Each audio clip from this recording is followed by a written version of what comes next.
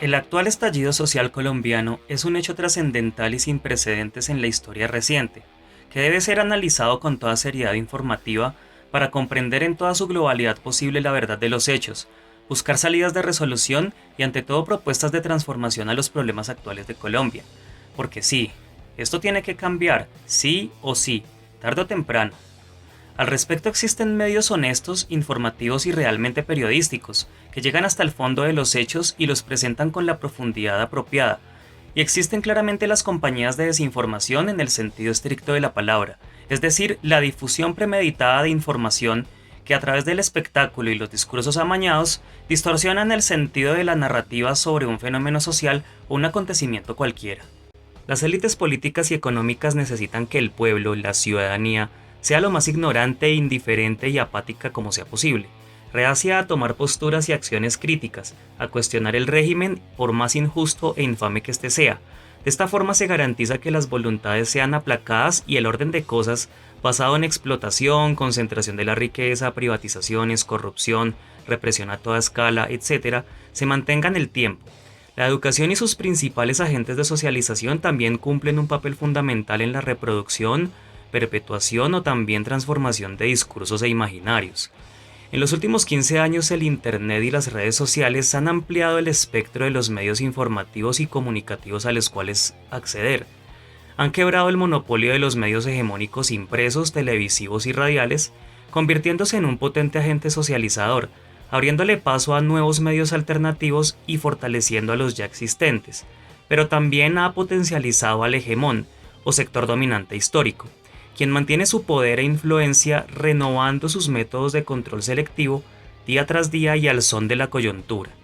Históricamente los medios de comunicación han demostrado ser una vía tremendamente eficiente para moldear la opinión pública. Gracias a ellos se han creado o destruido movimientos sociales, se han ocultado crisis financieras, estimulado corrientes ideológicas e incluso se dice que son productores de la realidad dentro de la psique colectiva.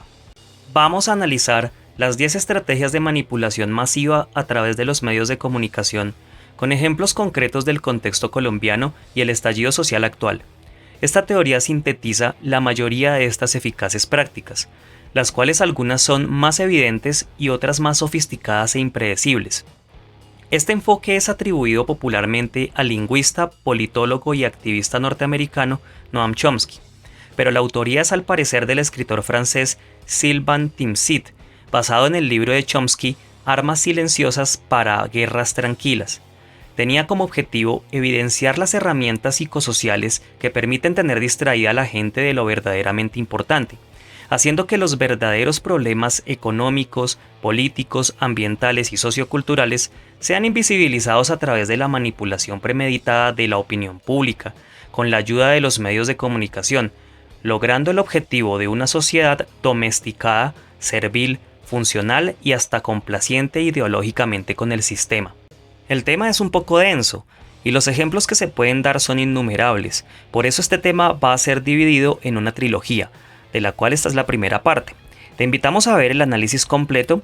Hoy vamos a ver en el orden que ofrece la infografía disponible las 4 primeras estrategias. No olvides antes de continuar suscribirte, activar todas las notificaciones y si quieres te agradecería darle me gusta al video y compartirlo. Sería de gran ayuda ya que el proyecto está apenas caminando. También te invito a ver y disfrutar mis primeros videos. Sin más preámbulos, vamos a darle bien al video. La estrategia número 1, estrategia de la distracción. Es considerada el elemento principal del control social. Consiste en desviar la atención del público de los problemas importantes y de los cambios decididos por las élites políticas y económicas, mediante el diluvio de continuas distracciones e informaciones insignificantes. Esta estrategia también es esencial para impedir el interés público en el conocimiento esencial de áreas como las ciencias naturales, humanas o sociales, las artes, la economía, la psicología, la cultura, etc. El objetivo es tratar de mantener la atención del público distraída, lejos de los verdaderos problemas sociales, cautivada por temas sin importancia real, mantener al público ocupado sin tiempo para pensar. Como ejemplo de esta primera estrategia, cabe destacar la deslegitimación mediática y banalización de la protesta orquestada por el gobierno colombiano y patrocinada a través de los grandes medios, que ha sido una práctica recurrente a través de las notitas distractoras sobre lo sucias que quedaron las avenidas y las calles, los trancones, los grafitis, las aglomeraciones, la gente regresando a pie a sus hogares. Señora, ¿cuánto tiempo se demora caminando hasta su casa? El énfasis en los actos denominados entre comillas vandálicos, en los bloqueos y demás problemáticas que no son causales sino hechos espontáneos e impredecibles de una manifestación social. Así como nadie se imaginaba ver uniformados y civiles armados en algunas concentraciones disparando a manifestantes, ¿no? Igual de impredecible.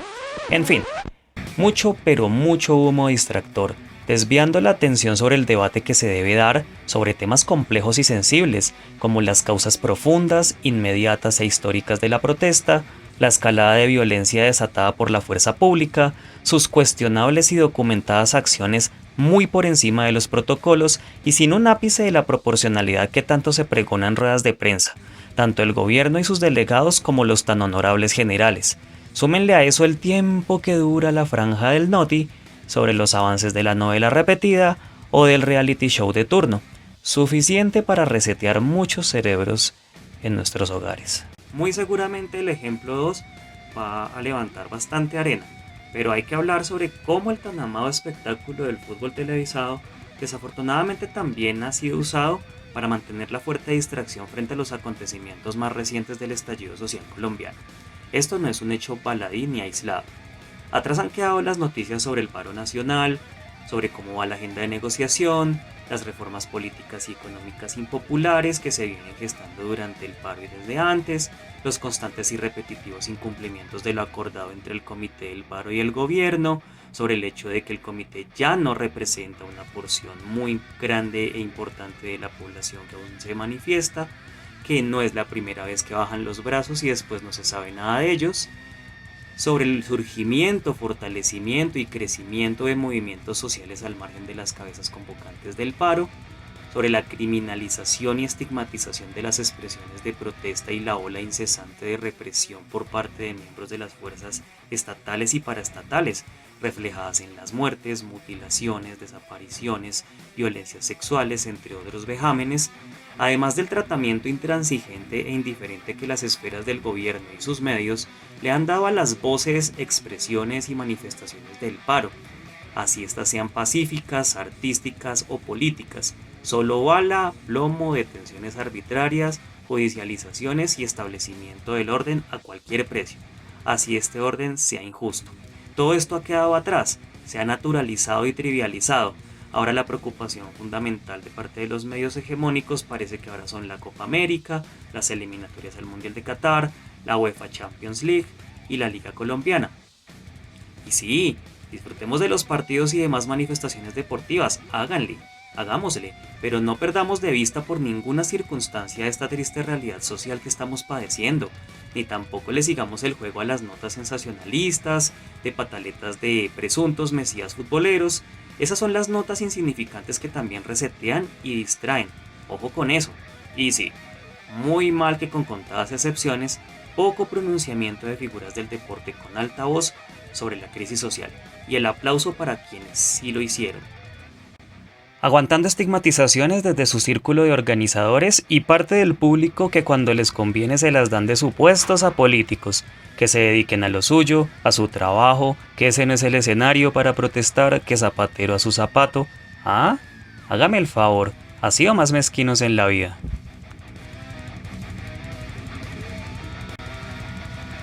La segunda estrategia, la de crear problemas y después solucionarlos. También se denomina problema, reacción, solución. Se trata de crear un problema o una situación que pretende causar cierta reacción en el público, pero en realidad lo que se busca es que la masa acepte las medidas a tomar. Por ejemplo, se permite que se desarrolle o se intensifique la violencia urbana, o se organizan atentados, con el fin de que el público sea el demandante final de leyes de seguridad y políticas en perjuicio de la libertad.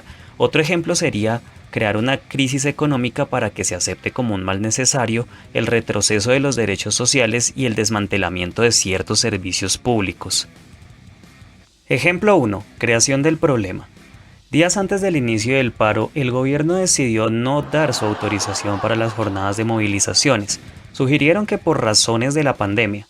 La lluvia de noticias, publicaciones y tweets sobre la alta ocupación de UCIs y las inútiles medidas de cuarentena nocturna y fines de semana estuvieron a la orden del día, con el fin de impedir que la gente saliera a apoyar la movilización social a punta de fuertes dosis de miedo radial, televisivo, impreso y cibernético.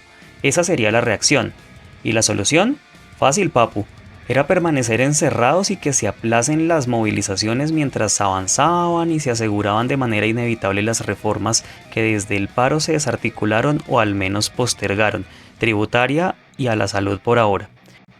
Si hubieran querido evitar el estallido social, era más fácil no expedir decisiones políticas que van en detrimento de las clases populares, como robarse la plata del erario, el derroche presupuestario, la reforma tributaria y las demás que han tratado de meter antes y durante el paro, laboral, pensional, judicial y de la salud, etc., darle un tratamiento más oportuno a la situación económica y sanitaria y una efectiva política social que vaya más allá del asistencialismo con fines electorales y politiqueros.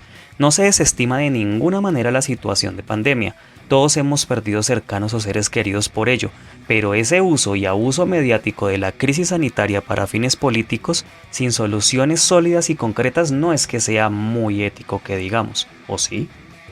Ejemplo 2. Creación del problema. El Comité de Paro ha declarado el fin de las movilizaciones desde su convocatoria. Hay sectores que siguieron su dictamen y otros que no se sienten definitivamente acogidos por este comité, lo que se evidencia en la continuación de la movilización social en el país y llama la atención la manera como los medios hegemónicos hacen referencia a esta ola de movilizaciones, un tanto más atomizada y reducida, pero no por ello desdeñable.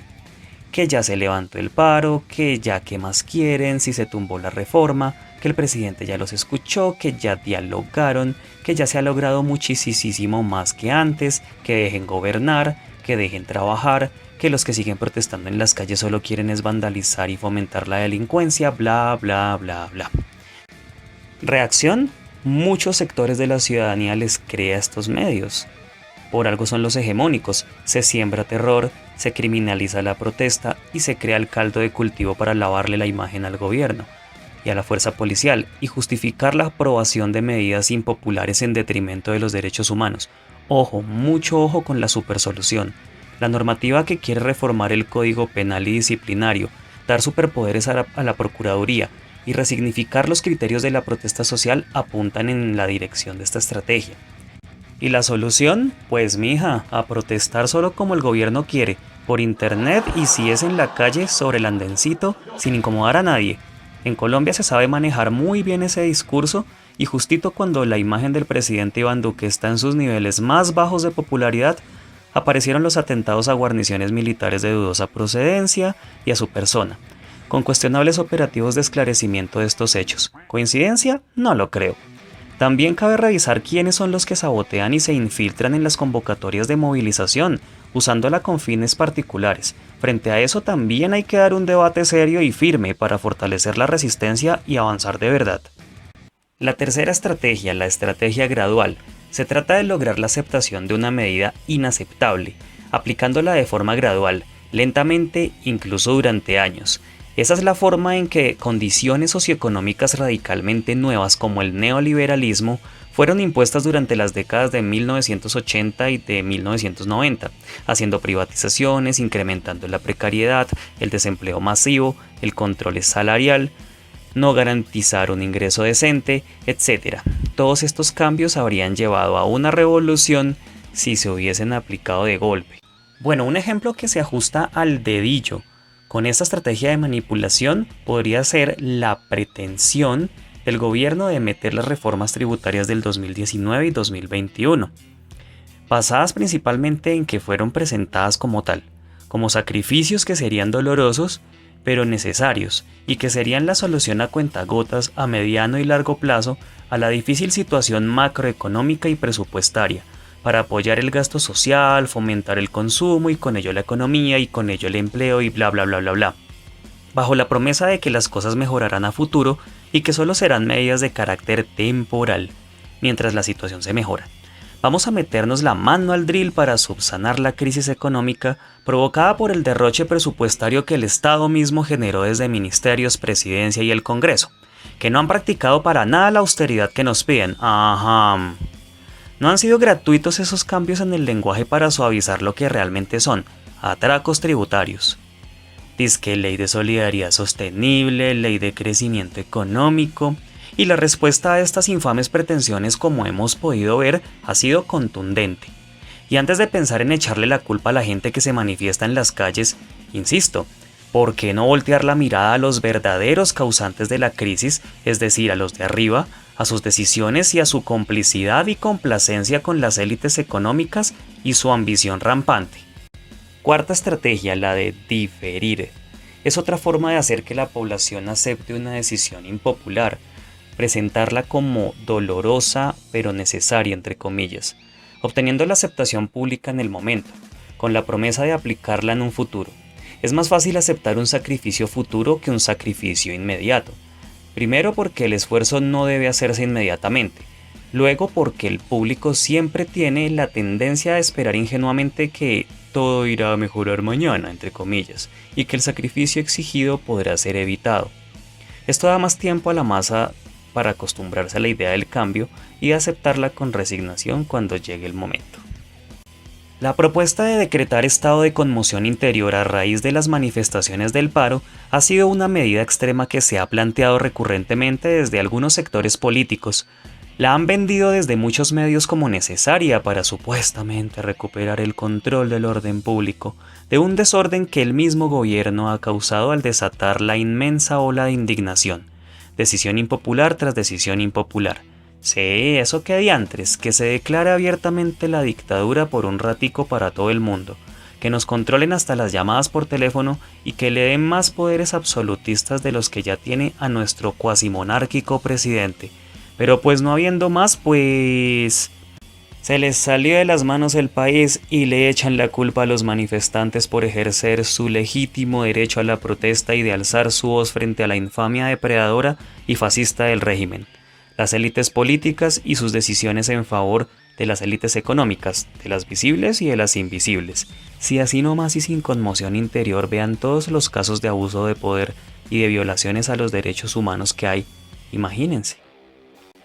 Espera muy pronto mi segunda parte del video con las estrategias de manipulación mediática 5, 6 y 7 y sus respectivos ejemplos, ajustados al contexto colombiano, específicamente al paro nacional y el estallido social.